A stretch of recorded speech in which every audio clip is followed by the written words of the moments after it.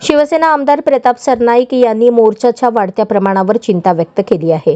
आज सर्वसामान्य नागरिकांमध्ये प्रश्न निर्माण झाला आहे की हे मोर्चे नेमके कशासाठी काढले जात आहेत। लोकांच्या रोजच्या जीवनावर याचा परिणाम होतो, वाहतूक ठप्प होते आणि प्रश्न सोडवण्याऐवजी आंदोलनाचं राजकारण सुरू झालंय असं त्यांनी म्हटलं।